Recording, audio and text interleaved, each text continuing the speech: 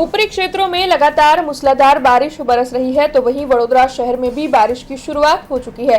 ऐसे में विश्वामित्री नदी का जलस्तर बढ़ने की आशंका जताई जा रही है। तब आज म्युनिसिपल कमिश्नर अरुण महेश बाबू काला घोड़ा स्थित विश्वामित्री नदी का जायजा लेने के लिए पहुंचे थे। दरअसल वडोदरा महानगर पालिका प्रशासन इस वक्त अलर्ट मोड पर है। तब काला घोड़ा स्थित विश्वामित्री नदी के जलस्तर का जायजा लेने के लिए पहुंचे हुए म्युनिसिपल कमिश्नर अरुण महेश बाबू की ओर से इस दौरान अधिकारियों से नदी के जलस्तर और बारिश की स्थिति की जानकारी ली गई और साथ ही उन्हें आवश्यक दिशा निर्देश दिए गए। आपको बता दें कि इस दौरान म्युनिसिपल कमिश्नर अरुण महेश बाबू ने प्रतिक्रिया देते हुए बताया है कि संभावित आपातकालीन परिस्थितियों से निपटने के लिए वडोदरा महानगर पालिका की सभी टीमें अलर्ट पर है। सभी तरीके की परिस्थिति का सामना करने के लिए सभी टीमें पूरी तरीके से तैयार है। साथ ही कंट्रोल रूम से 24 घंटे लगातार स्थिति पर नजर रखी जा रही है ताकि जरूरत पड़ने पर तुरंत ही कार्रवाई की जा सके। यहाँ तक कि ऊपरी क्षेत्रों में जो भारी बारिश बरस रही है उसकी वजह से आजवा और प्रतापपुरा डैम के जलस्तर में भी बढ़ोतरी दर्ज की जा रही है।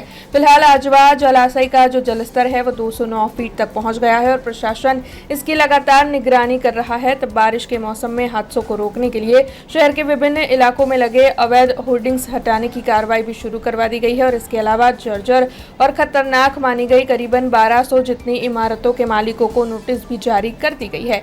इस मामले में म्युनिसिपल कमिश्नर अरुण महेश बाबू ने प्रतिक्रिया देते हुए क्या कहा है, आइए सुनते हैं। સવારે આપ જાણો છો કે આઈએમડી ડિપાર્ટમેન્ટ દ્વારા રેડ એલર્ટ જાહેર કરવામાં આવી છે। આજે માટે રેડ એલર્ટ જાહેર કરી છે, છતાં પણ અમે 3 દિવસથી સતત મોનિટરિંગમાં છે।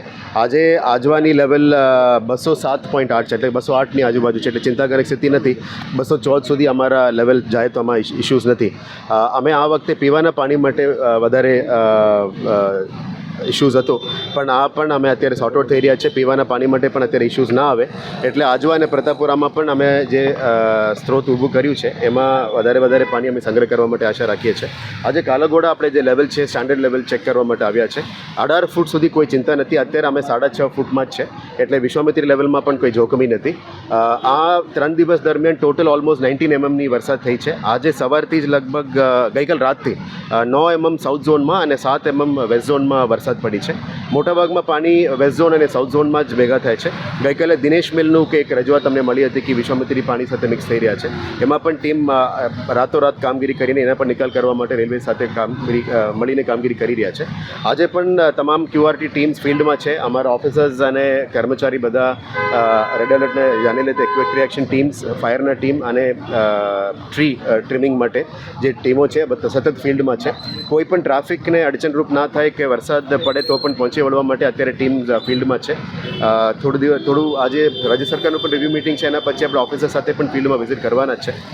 સાથે સાથે આશા રાખીએ કે જે નોર્થ ઝોનમાં 2 ઝોનમાં થોડું પાણી વરસાદ પડે ત્યારે મોટાભાગમાં દર વખતે પાણી ભરાય છે, એના નિકાલ કરવા માટે પણ આફ્ટર મોન્સૂન્સ હવે પરમનન્ટ નિકાલ માટે ડ્રેનેજ લાઇન્સ નાખવા માટે મહેનત કરી રહ્યા છે। પણ ત્યાં બહુ ડેન્સિટીવાળો વિસ્તાર છે, એટલે કેવી રીતે કરવું એ આપણે ટેકનિકલ ટીમ અને કન્સલ્ટન્ટ જોડે બેસીને કરવું પડે છે। જોખમી ઇમારતો છે, ઓલમોસ્ટ 1100 ઇમારતો અમે નોટિસ ઇસ્યુ કર્યા છે, એમને વેકેટ કરવા માટે પણ સૂચના આપી છે અને બોર્ડ ઓફિસર્સ દ્વારા નીચેના ટીમ દ્વારા પણ એમને રિક્વેસ્ટ કરવામાં આવી રહ્યા છે।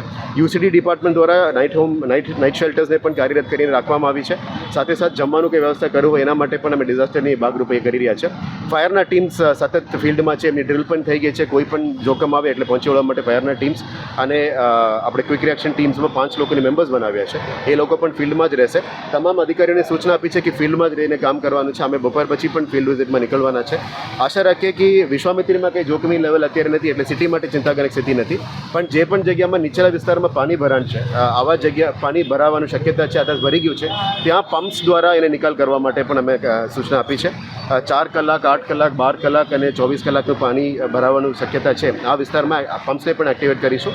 આશા રાખીએ કે ટીમ તરીકે જેટલું અમે શક્ય બને બધાને એક્ટિવેટ કરીને ફિલ્ડમાં કામગીરી કરવા માટે સૂચના આપણા માટે રાહતની વાત એ છે કે પીવાના પાણીમાં આપણને પ્રશ્ન આવે, એ જ અમે ભગવાનને પ્રાર્થના કરતા હતા કે પીવાના પાણીમાં કંઈ પણ સંજોગના ઇસ્યુ ના હોવું જોઈએ।